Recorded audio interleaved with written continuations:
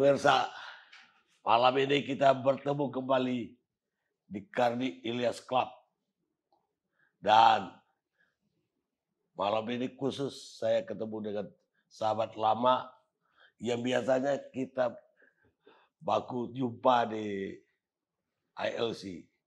Tapi sekarang kita ketemu di Karni Ilyas Club. Orangnya terkenal, seniman serba bisa, main film bisa, sutradara bisa, nyanyi bisa, bikin novel bisa, bikin buku bisa, bahkan yang lebih terkenal lagi dia adalah dalang wayang yang kondang. Siapa lagi kalau bukan Sujiwo Tejo. Selamat malam, Presiden Jan Cukers. Ya, selamat malam. Ketemu di Asia yang lain. Ini pertemuan dua presiden. Presiden ILC dan Presiden Jan Cukers. Mas Jiwo, bagaimana Mas Jiwo? Kita udah lama ini gak bicara politik, gak bicara budaya, gak bicara kesehatan. Gimana Mas Jiwo melihat perkembangan dalam bulan-bulan terakhir ini? Baik politik, baik keamanan.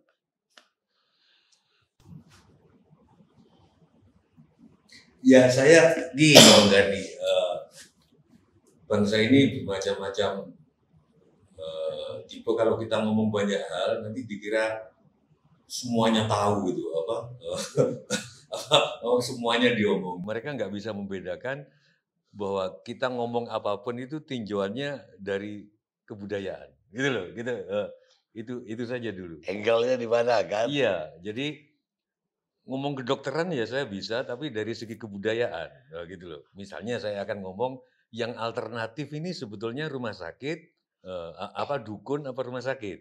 Saya usulkan karena dari dulu kita punya kebiasaan herbal, maka sebetulnya rumah sakit itu pengobatan alternatif. Kira-kira, nah itu kan dari budaya. Nanti dikira ngomong. Nah kalau Pak Karni nanya yang belakangan adalah, saya dari dulu itu usul Pak Karni bahwa istilah bencana alam itu dihapus gitu. Karena nggak sopan pada alam. Jadi kebiasaan saya waktu kecil itu, nggak tahu kalau di Minang ya. Saya kalau ketemu macan di Baluran waktu saya kecil, dulu masih ada macan. Itu nggak boleh ngomong macan. Nggak menghargai. Iya. Ada kiainya. Gitu loh. Iya. Aku harus ngomong kiainya. Gitu loh. Nah, Di Minang kakek. kakek. Tapi dalam bahasa Minang. Apa itu? Iya. Jadi kalau ketemu, kan Minang terkenal silek harimau, silek. Iya, tapi menyebut harimau itu inya. Inya, artinya Inya itu kakek. Jadi dihargai juga, bukan direndahkan. Ya, nah makanya terus dari situ saya udah usul lama, ya usul saya kan nggak harus didengerin. Tapi kenapa peristiwa di Kalimantan Selatan, di Sulawesi, di Aceh, banjir, kok disebut bencana gitu? Lah, Bencana alam. Mas Jiwo punya usul apa harusnya? Sabda alam. Oh, Ya antara lain gitu, karena mereka nggak memberi bencana kan. Alam itu cuman bergerak, menurut saya, mencari keseimbangan baru. Kalau sebuah bukit dilongsorin, keseimbangan barunya adalah longsor. Kalau sebuah resapan di antara lain ditutup, resapan air, cara keseimbangan barunya adalah banjir. Gitu loh. Iya. Nah, bisa aja sabda alam atau apa terserah, tapi murka alam gimana? kalau murka itu kan ada pembalasan, ada unsur gitu loh. Ini alam nggak membalas apa-apa, cuman karena dia digunduli, cara untuk seimbang adalah longsor karena nggak ada penahan. Alamiah aja ya. Iya. Jadi bukan marah gitu. Menurut saya sih Iya. gitu loh. Bisa saja. Toh departemen bisa jadi kementerian, nggak soal. Gitu loh. Kenapa kok yang lebih esensial? Gini kalau aku ngelihatnya sih. Bagaimana Mas Jiwo lihat bencana kan tidak hanya bencana alam yang dibilang itu tadi, tapi pandemi juga bencana. Ya kalau pandemi itu bencana, oke, masih bisa oke, tapi gini loh, dari dulu kita sudah mengalami itu. Sebelum ada ketemu vitamin C, dikit aja kena apa, kita banyak yang mati tuh, gitu. Eee, Apa bentuknya baru flu ya? Baru flu heeh, tapi sebelum ada vitamin C, banyak orang mati banget di dunia dan lebih lebih besar dari jumlah orang mati di Perang Dunia I sama II. Cuman karena konsekuensinya panjang, Bang Karni. Jadi dengan istilah baru bencana alam ya gitu, dari bencana alam ke sabda alam. Itu cara filosofinya beda semua. Bukan Badan Penanggulangan Bencana Alam karena nggak bisa ditanggulangi. Yang bisa diselaraskan, misalkan Badan Penyelarasan Sabda Alam. Jadi mitigasi itu bukan pengungsian, tapi memindahkan, mengembalikan ruang dan waktu pada yang punya, yaitu alam. Nanti kalau sudah normal lagi, kita pinjam lagi ruang dan waktu ke alam. Gitu. Jadi ininya beda. Kalau mengungsi kan, Pak Karni saya ungsikan. Di sini saya anggap ini rumahnya Pak, ruang dan waktunya Pak Karni. Ini enggak. Ruang dan waktu hanya kita pinjam dari alam. Itu bla bla bla. Nah, komentar saya secara esensial dan kebudayaan kita nggak berubah. Aduh nanti kop surat dan lain sebagainya berubah, ada anggaran loh dari departemen diubah jadi kementerian bisa, kop surat kan berubah semua, Iya. pelang-pelangnya. Apa sih susahnya? Karena ini esensial loh, bencana menurut saya, sorry, agak kurang ajar pada alam. Gitu, gitu Pak Gani, komen-komen saya. Karena menyangkut alam tadi ya. Enggak, lah, saya ketemu ular nggak boleh ngomong ular loh Pak, di Baluran tuh. Oyot, oyot itu akar, Akar. akar. Oyot itu akar pohon. Jadi, hei akar, oyot. Gitu Pak Gani, gimana aja? Jadi kepada alam kita harus sopan. Bencana ini kurang ajar Pak, kepada alam. Wong yang gundulin kita-kita sendiri, Iya, yang iya. bikin tambang katanya loh ya, walaupun orang lingkungan beda karena ini akibat cuaca, tapi Walhi dan lain sebagainya menyebut ini karena tambang dan lain sebagainya. Kan kita. Saya kira itu. Jadi ini cuma sebab akibat lah ya Sebab akibat ya. dari apa sabda alam tadi. Sabda alam. Dan yang disuruh waspada itu rakyat. Gimana coba? Mestinya waspada ya kan sejak pemberi perizinan. Kalau perizinan yang harus waspada dulu. Gitu loh Pak Karni maksud saya. Iya, iya, iya. Harus hitung lah. Jangan semua dijadiin kebun sawit Ustaz. Iya. Sama kasus COVID yang dicocor terus kan 3M. 3M Iya. itu kan rakyat. Iya, Masker, mencuci tangan, menjaga jarak. iya. Harusnya apa? Ya 3T yang pemerintah, tracing, treatment dan lain sebagainya, yang government. Tapi kan itu juga dilakukan. Ya tapi kan nggak secara penggencaran. Ya aku nggak tahu, mungkin sudah Tidak dilakukan. dikampanyekan lah. Mungkin sudah dilakukan kan. Mungkin, saya nggak tahu. Gitu Pak Karni. Ya tapi tidak semua orang melakukan kan. Kalau yang 3M kan bisa semua orang. Iya, iya. Gitu maksudnya. Lah, bagaimana Mas Yo melihat kita menangani COVID-19 ini selama ini?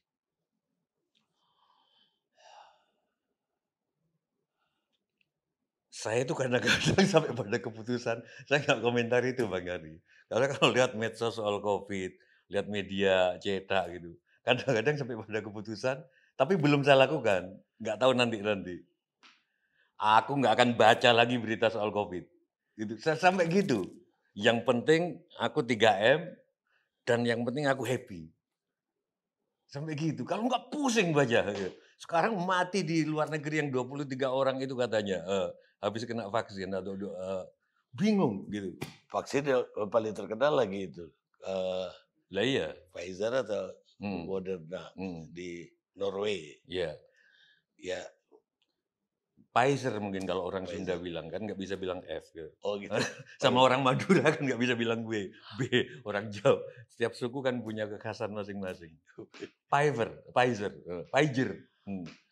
Tapi udah benar nggak apa yang ya tidak hanya kampanye itu, tahap-tahap yang dilakukan pemerintah dengan PSBB, sekarang berubah lagi bukan PSBB, tapi pembatasan yang lebih ketat. Saya pernah nonton acara Pak Karni sama Mardigu, yang waktu itu mengusulkan plasma, ya kan? Iya. Ya. Plasma darah dari orang yang sudah positif, supaya kalau dimasukin ke orang yang belum kena COVID, tubuhnya itu sudah langsung bisa membaca, ini COVID langsung ditolak kan gitu loh. Iya. Nah waktu itu kalau nggak salah obrolan Bang Karni sama Mardigu, kenapa nggak digencarkan? Apakah karena kita akan menggantungkan diri pada vaksin, artinya industri farmasi kan? Iya. Nah sekarang terjawab ada plasma sudah mulai digencarkan gitu. Saya kira gitu, ada positifnya juga sih. Ya artinya orang baru sadarlah bahwa ini bisa dilawan dengan plasma orang yang pernah sakit. Iya ya. Kalau dulu kan satu-satunya gantungan kan cuma vaksin. Iya. Pak Karni udah vaksin? Belum. Oh. Kan saya umur Oh iya ya. 60 lebih. Iya iya iya. Sehingga vaksin yang Sinovac ini belum boleh. Karena dia baru diuji coba di bawah 60. Oke. Mas Iwo masih boleh pakai Sinovac. Saya 58, nah saya 59. Hampir jadi nggak boleh. Hampir nggak boleh. Tapi masih boleh. Karena uji. Tapi itu yang tadi Pak Garni, saya nggak tahu kapan atau mungkin nggak akan. Saya akan ngomong, aku stop baca, denger apapun tentang COVID gitu loh. Jadi Yang penting aku 3M dan aku happy gitu loh. Dan yakin. doa tolak bala dari Kiai Haji Hasyim Asy'ari itu udah itu aja. Dan Mas Iwo mau nggak pakai vaksin?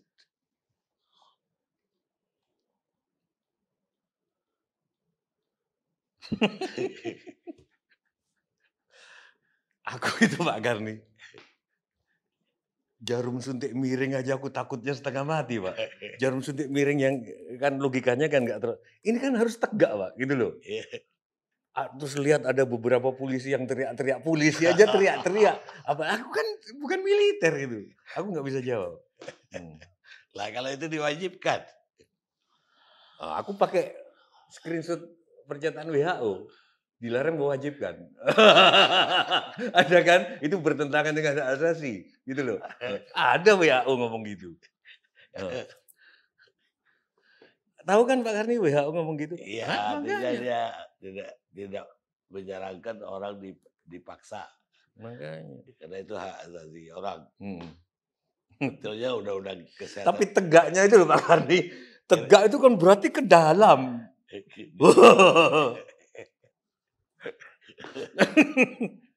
Iya, memang Kan ada jarum suntik yang begini ada kan, yang Iya. berarti kan dia enak kan, set gitu loh.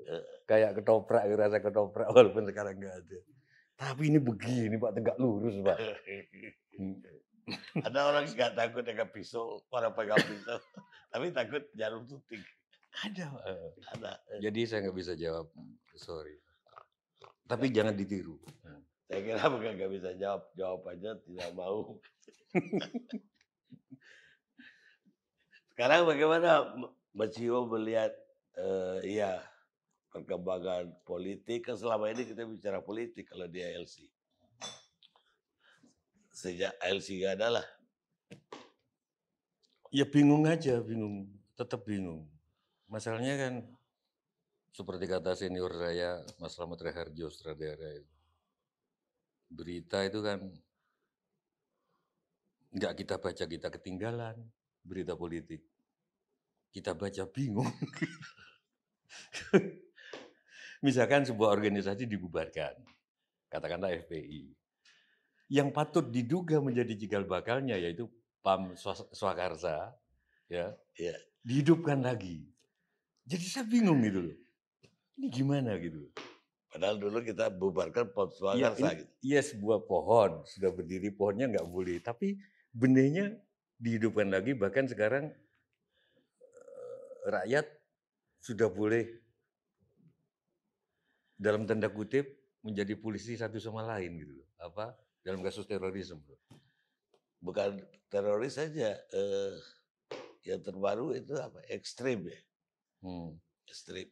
Ya ekstrim juga boleh dilaporkan. Nah, dalam kasus masih tebang pilih, ketika suasana masih tebang pilih, kalau pihak sana melapor langsung diproses, kalau pihak sini melapor enggak, kalau pihak sana berkerumun dibilang masih mengikuti protokol, kalau pihak sana berkerumun langsung. Dalam kasus-kasus situasi masih begini, rakyat dikasih hak untuk saling apa apa Mengadukan. memeriksa itu bahaya banget, Pak. Kalau ada yang disukai sama enggak sama aparat hukum. Itu Jadi aja sih. dalam imajinasi atau proyeksi Mas Jiwo itu akan terjadi perpecahan lebih buruk lagi bagi masyarakat. Iya, karena bisa dimanfaatkan dengan orang yang suka sama nggak suka. Kalau saya nggak suka Pak Karni, ini kan ngingetin zaman saya waktu zaman saya masih ngalami waktu kecil. Ada orang yang bukan PKI, tapi kan nggak disukain, diklaim PKI.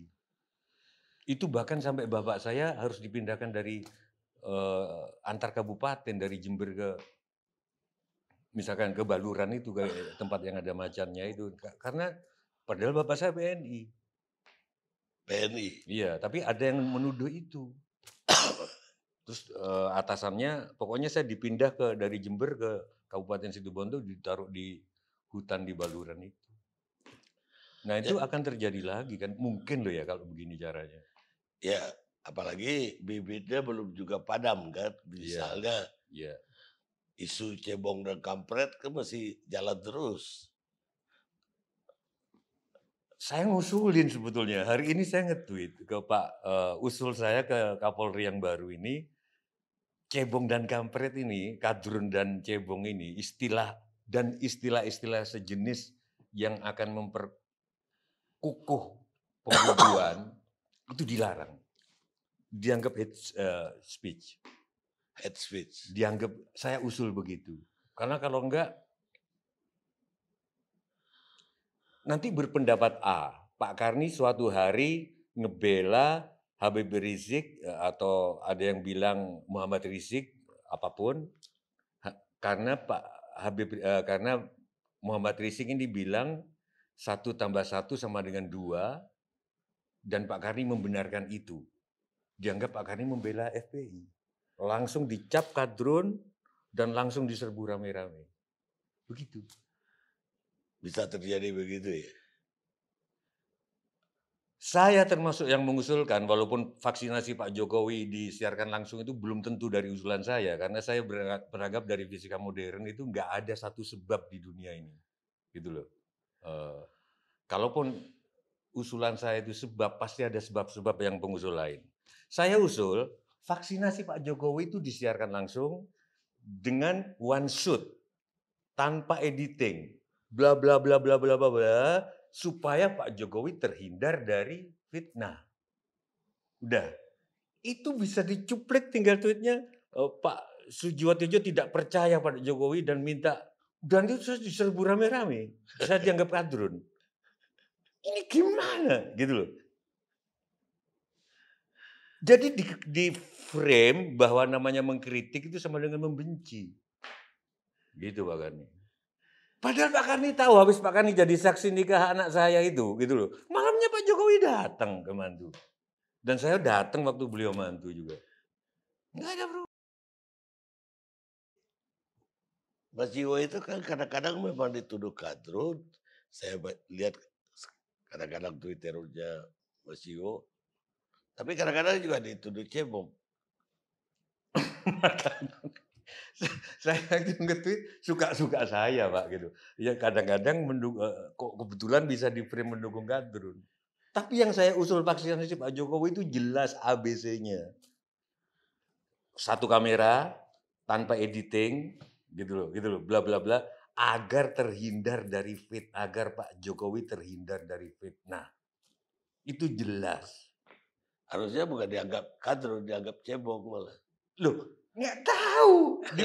Dicuplek alasan-alasannya dihilangkan. Nah, asem dan asu tenan ya. Tapi ya nggak apa-apa, aku ketawa-ketawa. Jadi itu kondisinya. Ya, tapi saya lihat Mas Jiwo itu rajin banget nge-tweet itu. Padahal saya udah malas. Gara-gara ya itu tadi, kita ngomong apa aja, kita mengutip apa, kutusnya dari tokoh-tokoh dunia aja, dicap inilah, dicap itulah.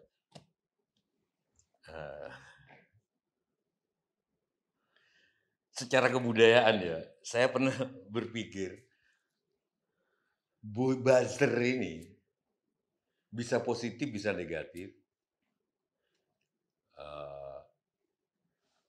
Positifnya dia akan menseleksi orang-orang yang kritis, gitu loh. Jadi orang yang kritis banget, yang diserbu tetap itu akan tetap kayak Rizal Ramli, Said Didu dan lain sebagainya. Negatifnya jadi males kayak Pak Karni gitu loh. Jadi tiba-tiba medsos cuma dikasih status untuk silaturahmi saja. Itu kan Pak Karni gitu kan. Gitu. Padahal kalau Pak Karni nge-tweet sering, itu bangsa ini mungkin lebih bagus karena ada poin-poin itu saja sih kalau menurut saya. Nah, saya kenapa rajin masih ya saya anggap siapa tahu masih ada gunanya tweet-tweet. Seperti soal ramalan gitu loh. Ramalan Pak Jokowi akan jatuh ya kalau nggak salah 2021. Banyak orang menyerang peramalnya. Gitu loh Pak. Bahkan mau ngadu ke polisi kan. Ada. Padahal setahu saya sejak zaman Jayabaya, Joyoboyo,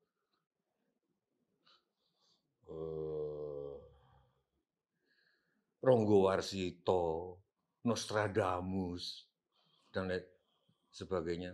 Fungsi ramalan itu kalau buruk, fungsinya justru supaya kita bekerja bahu-membahu, menghindarkan itu. Gitu loh Pak Karni. Ya. Gitu loh. Kalau kita sudah berjuang menghindari itu masih terjadi juga, ya berarti itu sudah kebetulan ramalan sama dengan takdir. Dan takdir itu, setiap jalan untuk menghindari takdir adalah jalan menuju takdir itu sendiri. Apa yang salah? Dikira saya membela peramal yang nggak ada hubungan. Gitu loh bangsa ini. Nggak tahu siapa yang bikin ini. Loh, ramalan taksiran harus ilmiah dong. Kalau sudah ilmiah namanya bukan ramalan. Itu prediksi atau forecasting. Ada kuliahnya. Makanya zaman TVRI disebut ramalan cuaca terus diganti karena basicnya ilmiah. Jadi perakiraan cuaca kan, bukan ramalan cuaca lagi. Ramalan ya memang nggak ilmiah. Tergantung kita yakin atau enggak. Ini kan menariknya nggak yakin pada ramalan, tapi takut pada dampak. Gimana coba? Lu kalau saya nggak yakin pada ramalan itu kan nggak usah. Yakin saja. Gitu loh Pak Garni maksud saya. Ada logika kita lagi. Ya kalau saya nggak percaya ramalan dari zaman dulu. Kadang-kadang orang itu jadi peramal terkenal, ya karena kebetulan ada yang terjadi. Tapi ketika nggak ada yang terjadi, orang juga udah lupa bahwa dia bilang tahun segitu. Nggak ada yang ngujat dia. Dan dia nggak bisa meramalkan nasibnya sendiri. Itu satu lagi. Apalagi kalau ada ramalin saya agak kaya segala macam, tapi nggak ramalin aja diri. Biasanya tangan yang kiri, garis tangan yang kiri, ya kan? Gitu. Ya tapi aneh. Nggak percaya, tetapi diproses. Aku nggak ngerti. Kalau misalkan itu, aku nggak tahu ya nanti polisi terima atau enggak. Kalau sekarang diskusi karena Pak Karni orang hukum. Kalau itu diterima bahwa sebuah ramalan menyebabkan sesuatu, misalkan masyarakat keos atau apa, itu kalau nggak salah kan harus dibuktikan. Kalau nggak salah loh. Jadi dari delik formil kalau nggak salah tolong koreksi menjadi Menjadi delik material material. itu diubah oleh MK.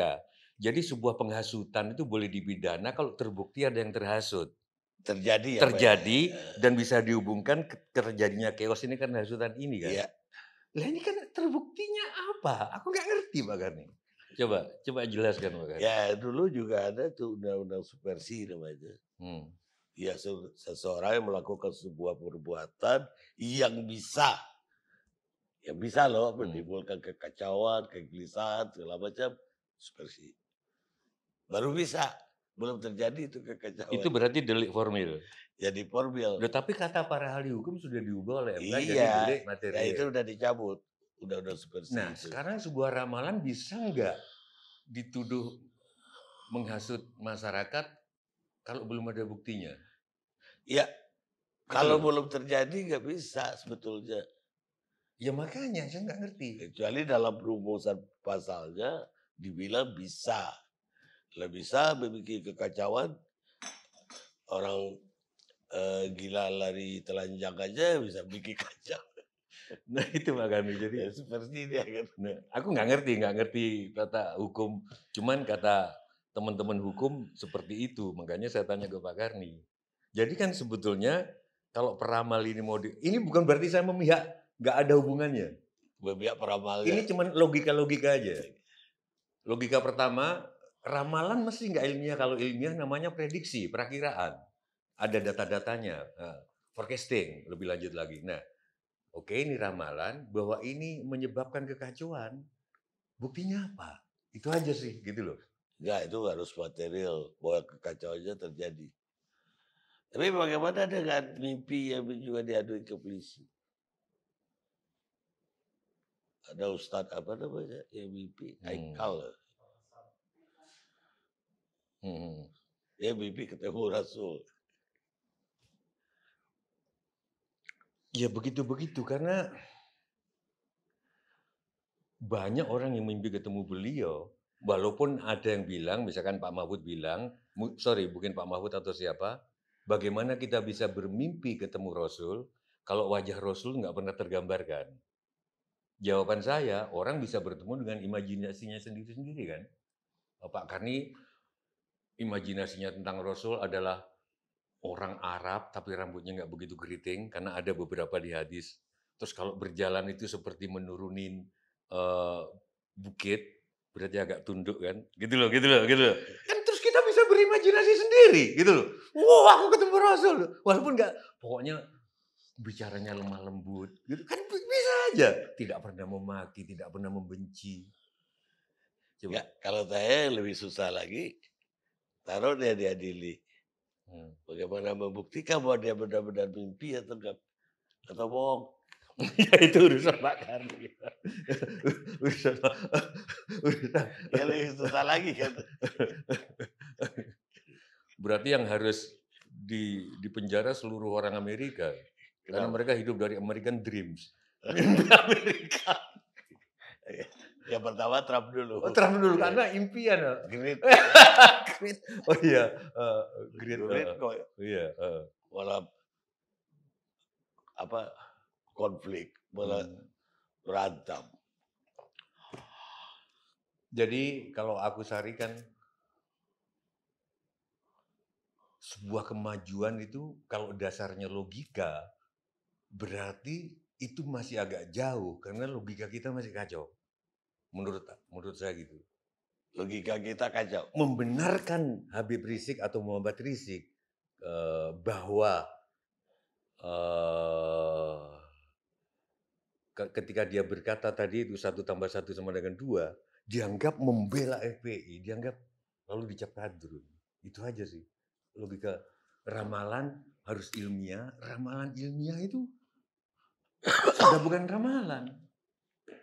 Gitu Pak Karni. Ya jadi kalau begitu menurut Mas Jiwo bagaimana dengan kebebasan berpendapat yang dijamin oleh Undang-Undang Dasar? Nah, tadi Mas Jiwo kan dicerca gara-gara pendapat, Eh, gara-gara pikiran. eh, Iya. Ya Pak Karni lah yang bisa jawab. Itu kan dijamin, sangat dijamin sama bernegara itu kan katanya, kata orang-orang hukum, saya bukan orang hukum, adalah berkonstitusi. Katanya bernegara itu. Bener nggak? Iya, Nah, di dalam konstitusi ada kebebasan berpendapat. berpendapat. Berarti kalau nggak ada kebebasan berpendapat, nggak ada negara dong. Kira-kira begitu kan Lah, logikanya. menurut Mas Yo, bagaimana dengan keadaan kebebasan berpendapat kita sekarang ini?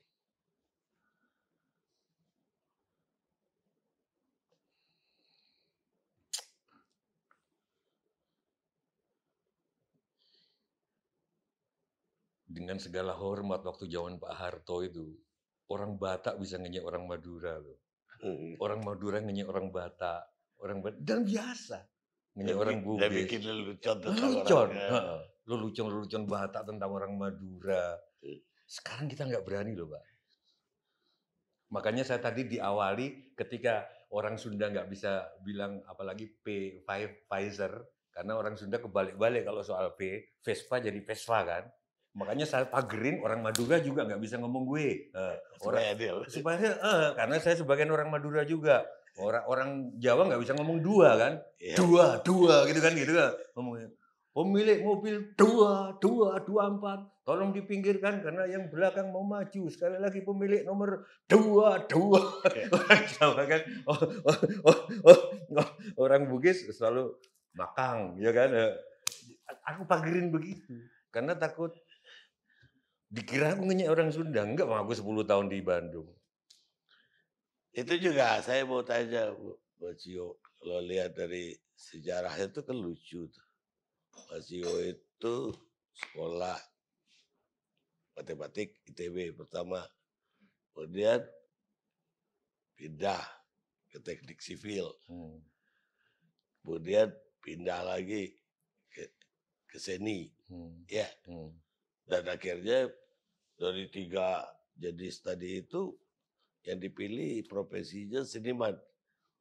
Maka kalau sekarang saya namakan budayawan beliau, karena tidak hanya dalam satu seni wayang, tapi seni film, seni drama, seni suara, maka garang buku yang imajinatif ataupun yang fakta. Iya, salah satu buku saya Pak Karni yang ngasih pengantar kan. Makanya. Dan nggak ada honornya kan. Ya sebenarnya. Karena masa pemimpin redaksi TV One bukan itu dapat aja. honor dari siapa penulis. yang tega dari buku yang keberapa itu? Pokoknya pernah Pak Mahfud MD, buku saya itu pengantarnya, terus Pak Karni, terus Pak Menteri BUMN mantan Dahlan Iskan pernah gitu. Dan semuanya nggak ada honor. Pak Lukman Saifuddin, Menteri Agama. Makanya seandainya saya nggak pebret pun nggak tega terima duit. Iya, terus itu kenapa jadinya milihnya jadi seniman. Toh jadi arsitektur juga ada seninya ya. Bahkan luar biasa seninya kalau kita lihat bangunan-bangunan di Roma, di Istanbul, di London. Kenapa harus pilih seniman yang bukan yang punya paten tapi yang punya copyright, justru cuma ya itu kebagian copyright. Ya itu tadi Pak Karni, setiap jalan untuk menghindari takdir adalah jalan menuju takdir itu sendiri. Contoh yang sering saya ungkapkan adalah naskah klasik Yunani yang saya nonton waktu itu, Rendra mentas di Jakarta, saya nggak punya duit. Saya dari Bandung ke Jakarta ke sekarang yang GCC itu apa dulunya namanya? GCC. Convention Center. Iya, dulunya apa namanya? Itu. Ya pokoknya pentasnya di situ. Karena saya nggak punya duit, saya dari Bandung, saya dari pagi di situ Pak.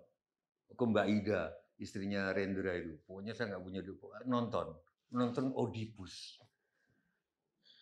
Jadi Oedipus itu diramal dengan takdirnya bahwa dia akan membunuh ayahnya.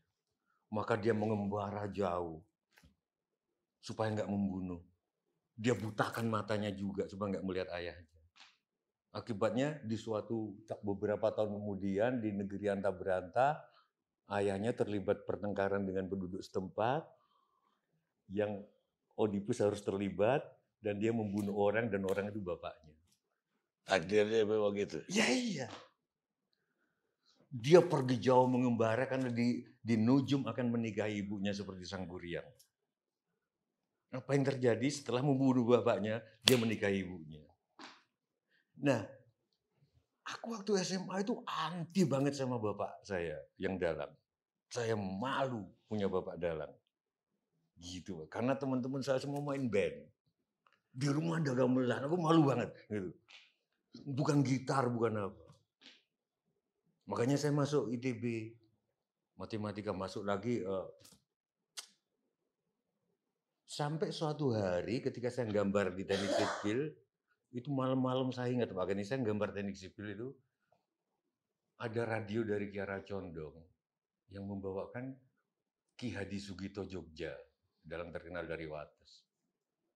Begitu aku dengerin, indah gamelan itu Pak. Gitu loh Pak. Gitu loh Pak ceritanya Pak, gitu loh. Indah gamelan ini gitu loh, gitu loh. Saya jadi kangen Bapak, gitu loh. Terus saya mutuskan jadi dalang. Waktu itu Bapak masih hidup? Bapak masih hidup tapi kebagian nonton wayangan saya cuma sekali. Dia puas dong? Atau tidak? Dia kepikir anaknya bukan jadi Saya dalang. didudukin dari mendalang selesai subuh itu, didudukin Bapak sampai jam 11 siang. Belum tidur. Karena saya minum bir sambil mendalang. Waktu itu saya masih minum. Saya kalau mendalang itu bisa 7 sampai botol itu saya minum, serius. Waktu itu. Dalang kok ngebir. Gitu. Wah, tapi kayaknya puas juga sih dia. Karena saya dari kecil sudah menyiapkan Bapak mendalang, jadi tiap hari ngelihat wayang. Cepat sekali saya belajar wayang di Bandung dengan seorang teman. Cepat sekali.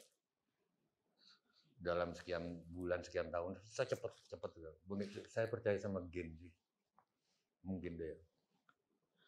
Tejo itu kan bukan nama saya, nama bapak saya. Kalau di Jawa itu ada namanya nunggak semi, seorang yang berhak menggunakan nama bapaknya. Karena saya melanjutkan. 6 saudara saya yang lain jadi pegawai. Gitu. Jadi Saya ya, kan Agus Hadi Sujiwo. Nah, Tejo itu nama bapak saya. oh. Jadi ya nambahin nama bapaknya, yang melanjutkan tradisi bapaknya. Gitu. Iya. Tapi waktu bapak saya meninggal, saya lagi harus mendalang di Ancol.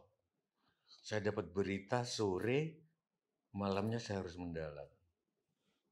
Jadi saya baca pesan waktu itu adalah, Ejo, kalau kamu pulang ke Situbondo, Jawa Timur, untuk pemakaman saya, kamu nggak jadi dalang. Kamu menyalahi profesi. Kamu menyalahi taksumu. Kamu menyalahi eksistensimu. Itu suara saya gitu loh. Maka kamu harus tetap dalang, habis dalang kamu besok datang ke, dia saya datang udah di makam Bapak. Dalang itu kan harus ngelawak juga Pak, gitu Iya, loh. iya, iya. Itu orang penonton nggak tahu bahwa bapak saya meninggal.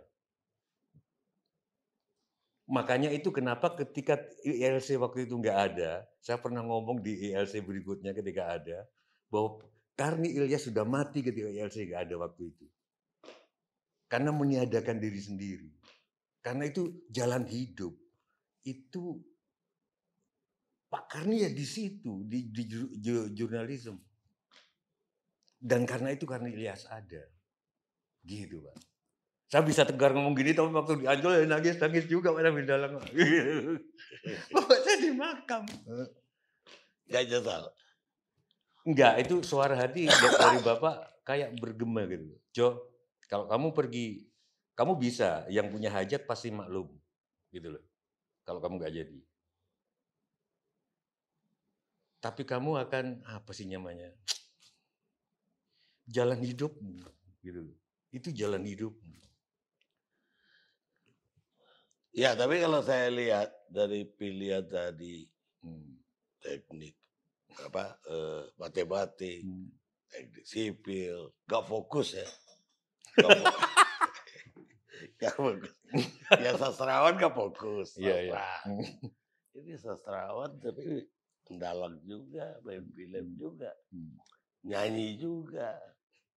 Malah banyak sastrawan nggak bisa nyanyi, setahu saya. Kok kayak Mas Iwo itu anu ya, 100% itu mau mata keranjang. Kan pernah dibilang Pak Karni dulu apa namanya? Eh, si Matu apa? Si mata keranjang bahasa bahasa Minangnya apa itu? Mata keranjang. Enggak, si Matu apa gitu loh. Ada Pak Karni pernah nyebut. Ada lah pokoknya. Effendi Ghazali juga. Si bla bla Matu gitu loh. Apa namanya? Gitu.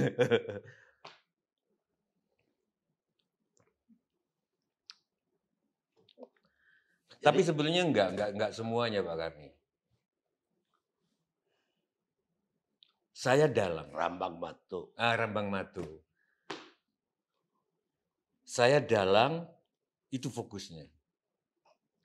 Nah, dalang itu Pak Karni harus bisa bikin lagu. Harus bisa menyusun aransemen gamelan. Harus bisa menata wayang artinya seni rupa. Itu begitu Pak Karni. Harus bisa actingin wayang. Jadi by product. Sehingga kalau saya main film, itu dalam bayangan saya sedang menjalankan salah satu unsur dari wayang. Kalau saya ke ILC, saya sedang menjalankan salah satu unsur dari wayang yaitu Antawacono, yaitu dialog. Kalau saya diundang nyanyi festival jazz di Dieng, saya sedang menjalankan salah satu fungsi dalang di musik. Makanya kebahagiaan saya tertinggi itu ketika dalang yang semalam suntuk. Apalagi sinden-sindennya cantik-cantik. Sinden tuh kalau pagi ketika saya sedang berminyak Pak Gani. Ini ending wayangan ya. Duh Gusti, mugi-mugi ini senandung tentang supaya bangsa ini tetap utuh gitu teh. Indonesia merdeka, aku tancap kayon tek. Ini outdoor. Saya selalu senang wayangan di outdoor.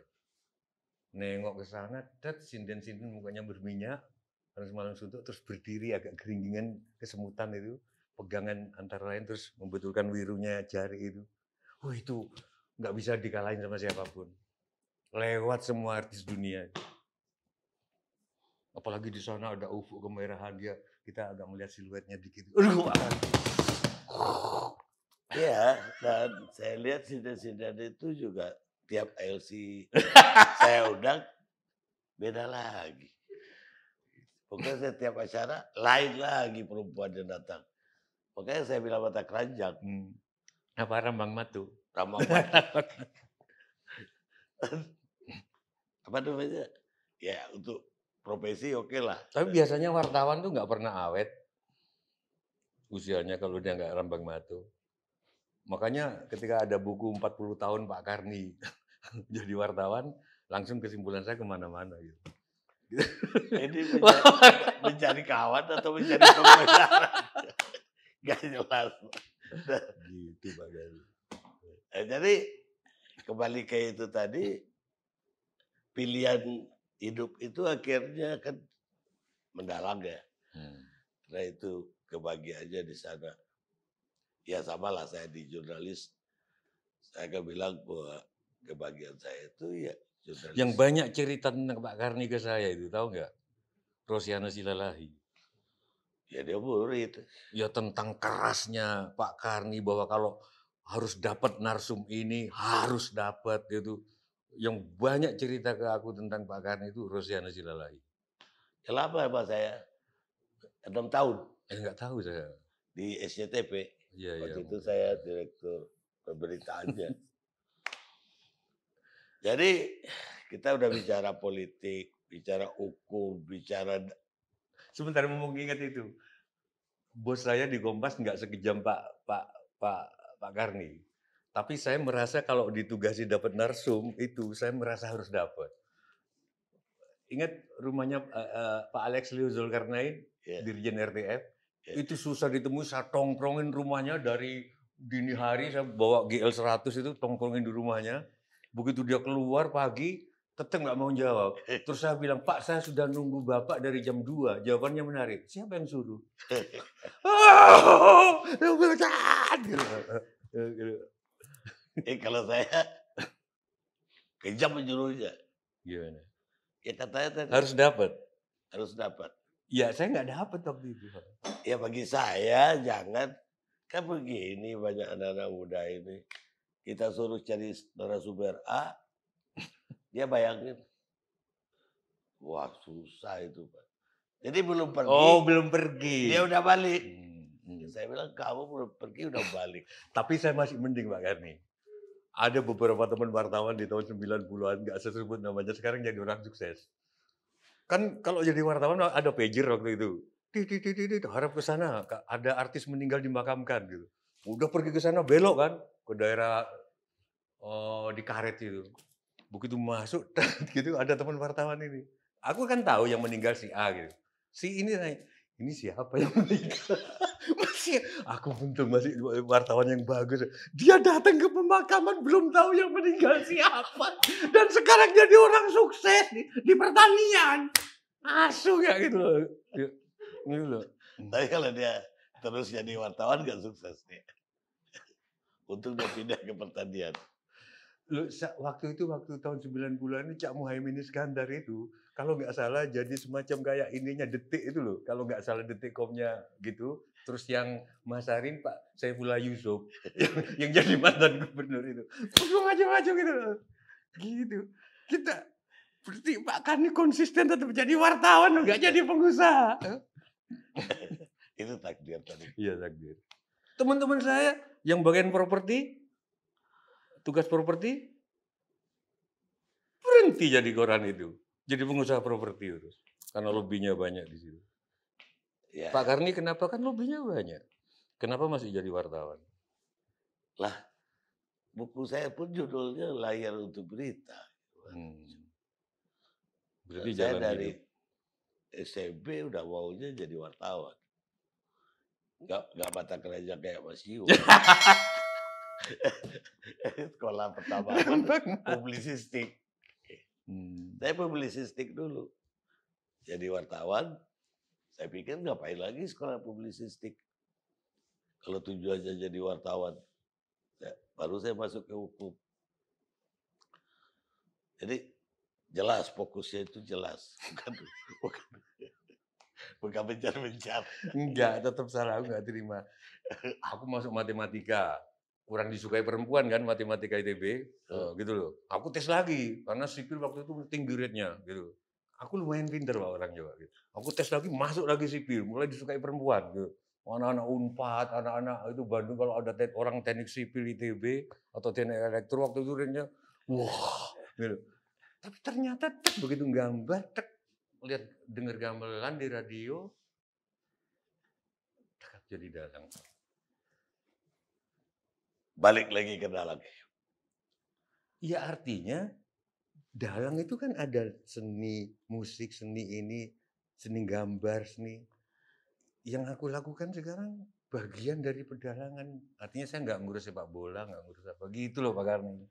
Ya itu gen tadi itu gen dalang gitu.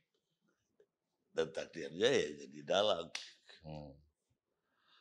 Sampai di film saya pertama Telegram, saya langsung jadi bintang utama waktu sama Ayu Azhari. Yang nyutradari Slamet Raharjo. Cara Slamet Raharjo nyutradarain saya. Begini Pak Karni, ini masih. Jo, saya waktu itu jadi Daku. Daku itu tokoh Telegram dalam film Telegram tulisannya Putu Wijaya. Oke Jo, Kresno Jo, Kresna. Gitu nyutradarain saya. Jadi pakai wayang. Gitu.